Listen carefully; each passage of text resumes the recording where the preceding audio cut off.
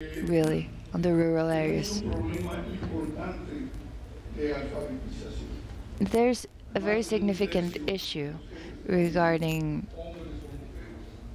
reading and writing. Most of the people in these areas can't read or write. How can we improve this?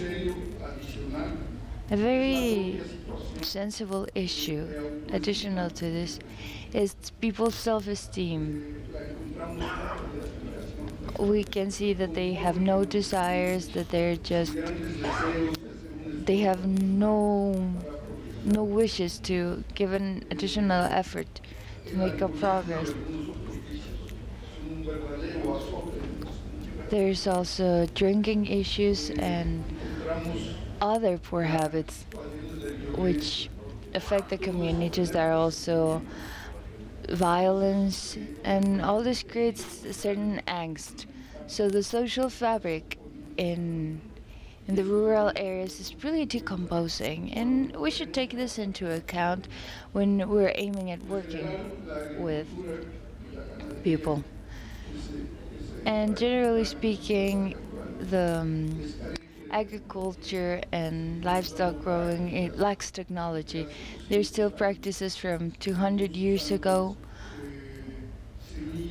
We still use seeds from what we saved from the past crop, which came from the past crop, and which came from the past crop. So all the possibilities of reasonable performance, it's really close to none.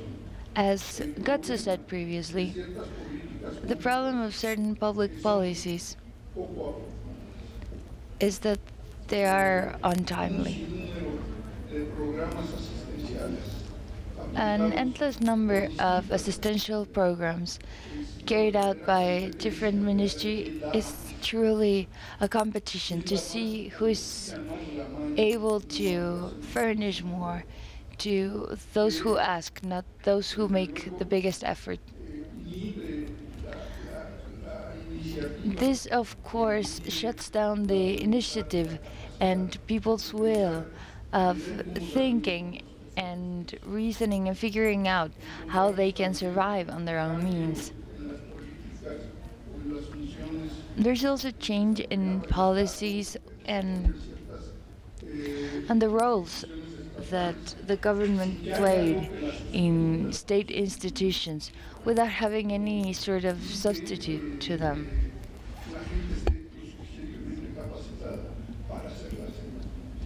And that people are trained, sufficiently trained to do them themselves. Something that I believe is very dramatic is the disappearance of CONAGUA, which was an organization full of vices. Yes, I know there was corruption. However, it had a very specific social function.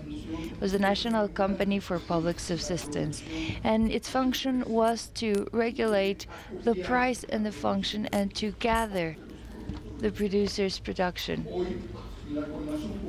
Today, without the CONAGUA, this has been relegated to the free forces of market, which means nothing but maybe the people who take advantage of agricultural experts. All these facilities have been abandoned and they have not been substituted elsewhere. So the lack of infrastructure in the countryside is really terrible. Then we have the flagrant promotion of supposedly highly profitable businesses, and we believe that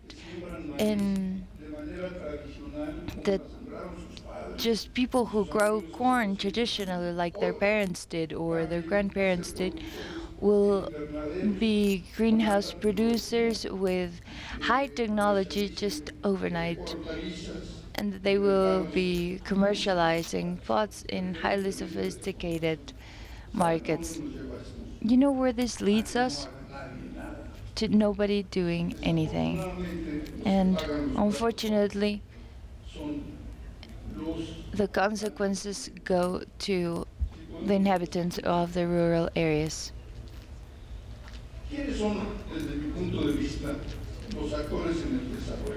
So, from a point of view, who are the actors in this rural development? Without question, the main character here is our inhabitants. They should take this responsibility, this liability in their hands to be an active subject in their development. You should stop thinking that someone is going to come around, like the government or so and so foundation, or maybe some kind of institution will give them. So if they receive that year, they will worry about other things next year. Gentlemen, the issue here is there's no medium or long-term vision. Our furthest horizon is the crop. If someone who's thinking long-term is 6 months from now, well, then we have an idea of what kind of communities we have. The state has the obligation, which is another very important actor in this rural environment, to create the conditions to carry this out. What conditions am I talking about? I'd say that it could start by education, literacy. This is traditional education, functional, to read, to write, adding, and social studies, I will emphasize.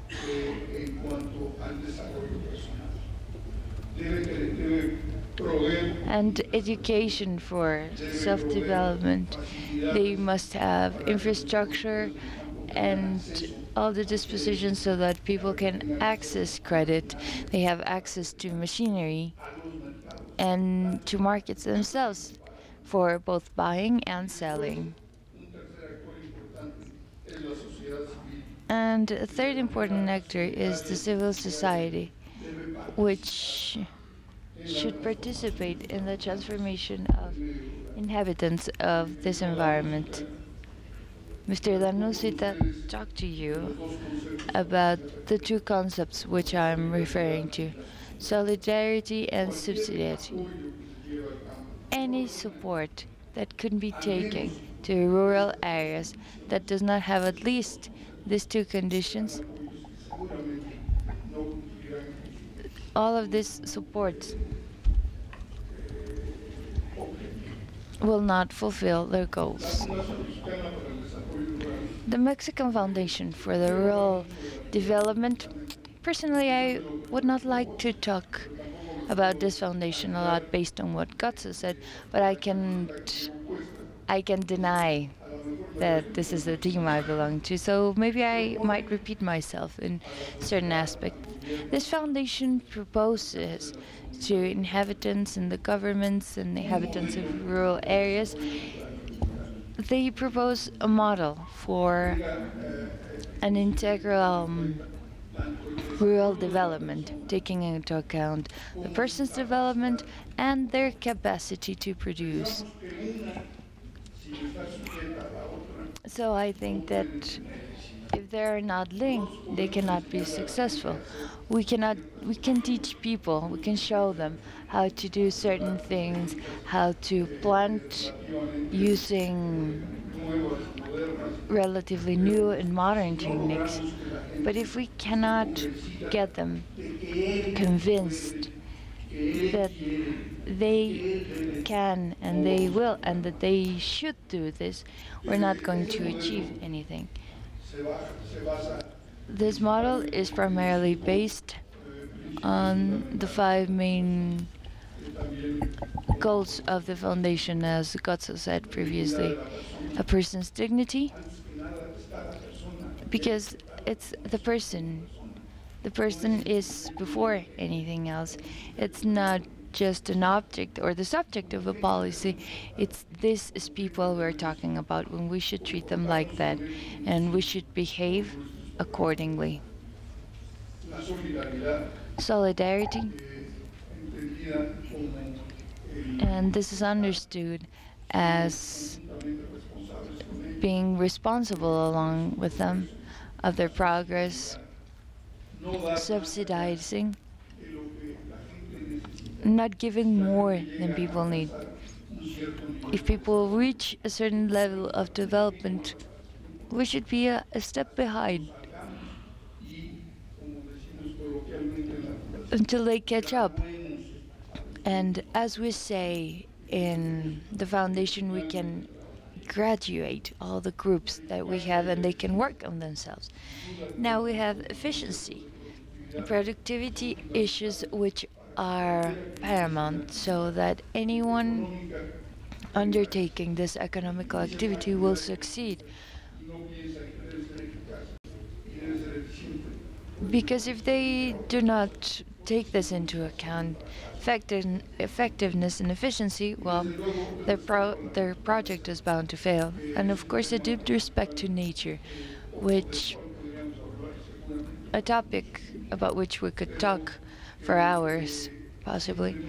But I would just like to say that we should avoid any effort that's contrary to the nature, expanding cropping areas and chopping down woods to highlight the efficient use of water and make efficient irrigation units. And sometimes this happens due to lack of infrastructure. You know how much water can be lost in certain types of irrigation because water evaporates or things like that happen. We must understand that rural development is essentially a human development process. If people do not change, if people do not comprehend this, they will not be successful. Human development cannot be measured as an accumulation process or as economical growth. This is about people growing.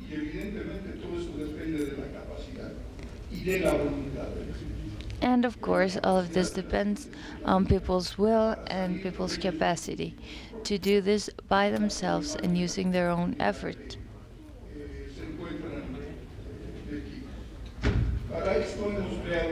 For this, we have created a concept that we have called high impact projects. And what's the aim of this project? To promote human development of people and their communities. And first of all, we have to understand and respect.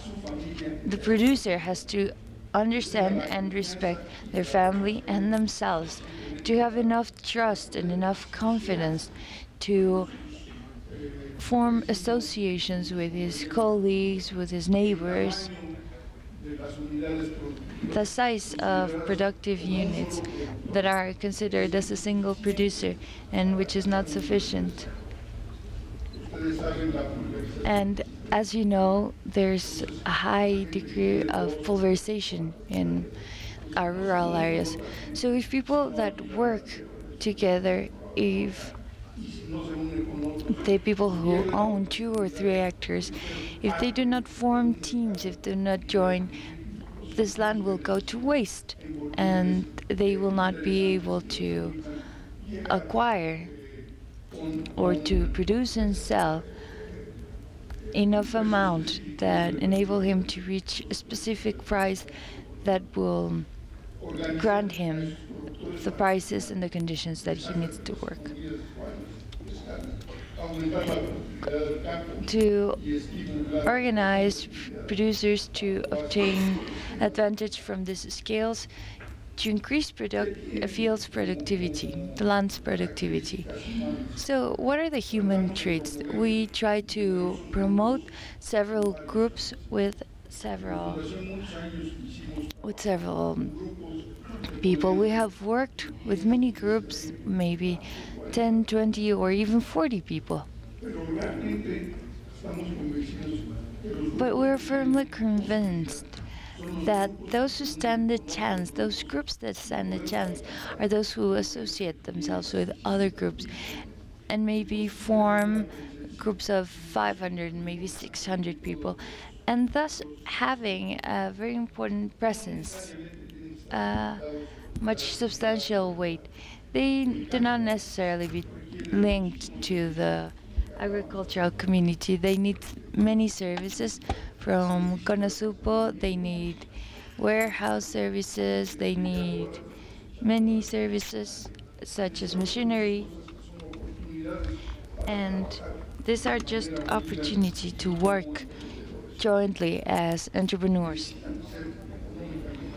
They need to be economically sustainable, and they also need to have a secured market. Gentlemen, those who work and only look where they can sell the day they have their crops ready, they will fail. We need to work with the certainty that we will commercialize whatever we produce, whatever it is, but that certainty is needed.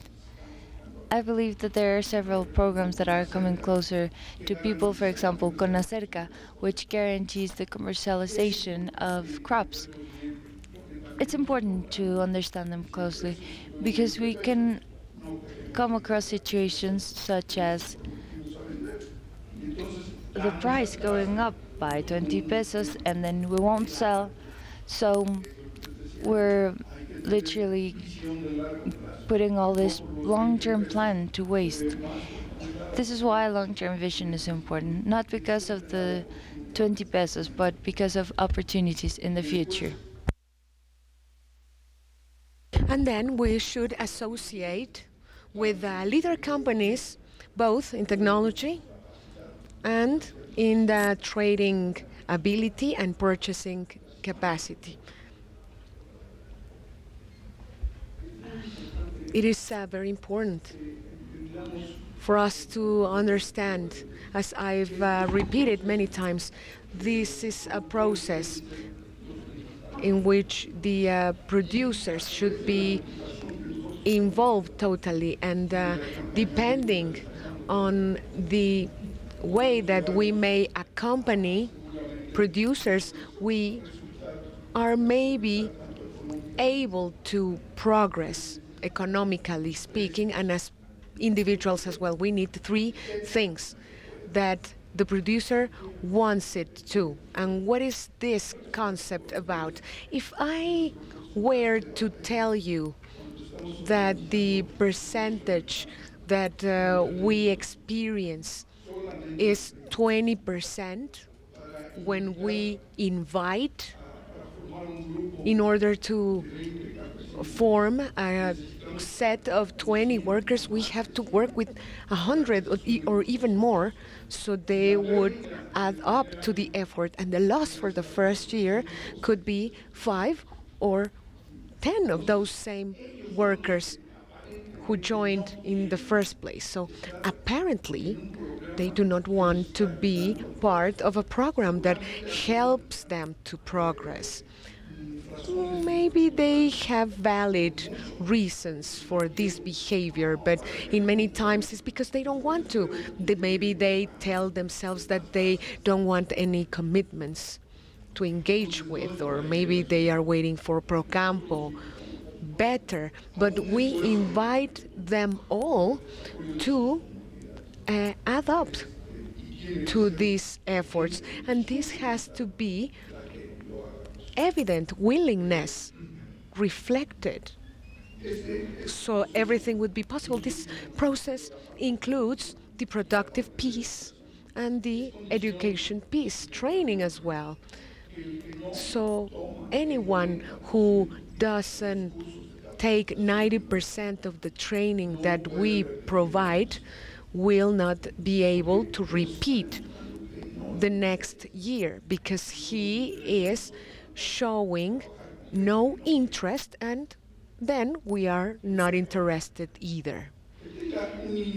Knowledge, that's the second condition, a minimum amount of knowledge. So through training, understood as part of conveying technical knowledge, teaching, that is part of the human development, they could have in their hands the basic knowledge to reach the objective that we've fixed. And the third condition is that this is feasible, that the producer can, that he's got the infrastructure required to get to the end of the project. As I was commenting, we achieved some associations with other companies that are supplying funds for the projects in terms of the land and the crops. In the infrastructure, sometimes it's hard to get. We've got some cases like in Chiapas where the everything is picked up manually. And it was possible when it was just an hectare involved, but manually, when we have more hectares, then this manual work would be impossible to achieve. And in some areas, it is impossible to mechanize the agriculture activity. So these are complicated issues we must solve along with the producers. And so far, we've done it, and we've done it successfully. The raw materials from our suppliers, and etc. And the fundamental element of this process is what we call the basic social training or education, as it was mentioned previously. What is this for? Well, to take from a socio-economic action as the production process to produce changes in quantitative and qualitative aspects. People have to empower themselves in self-confidence. We intend to have producers knowing the causes generating their problems, that the producers will be aware about their job, and also that the producers will change in qualitative terms the causes of their problems, and then we are sure that we will achieve the economic objectives we've set out for ourselves.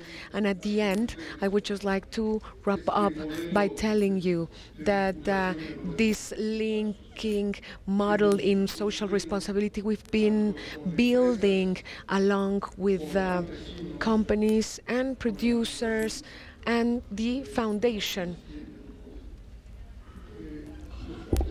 The producers, what are they contributing with? They contribute with their engagement, with their lands, with the commitment of commercializing what they are producing, and with the commitment of settling the liabilities deriving from the credit. They also we have the fertilizers, the seeds, the agrochemicals, insurances, and so on.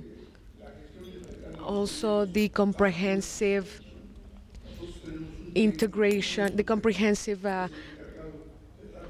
elements of the project. We have trainers supervising the training through social basic education to the producers, and also commercializing their production and the purchase of the raw materials required, with the advantage of scale economies that could be obtained through working with companies that have this sense of social responsibility. Those are the objectives of the foundation. That's what we do, favoring producers with the best intention to empower them so they will be the architects of their own destiny. We are sure that anyone with the right willingness, with a minimum of resources, can do it. And in this current cycle of spring, summer that is getting started, the commitment of working with 25,000 hectares is there. 5 hectares per producer. We are all working with 5,000 people, and we expect to obtain in corn terms, although we are always working with soy and sorghum, soybean and sorghum. Maybe we are talking about 100,000 tons of produce, and thank you for this opportunity.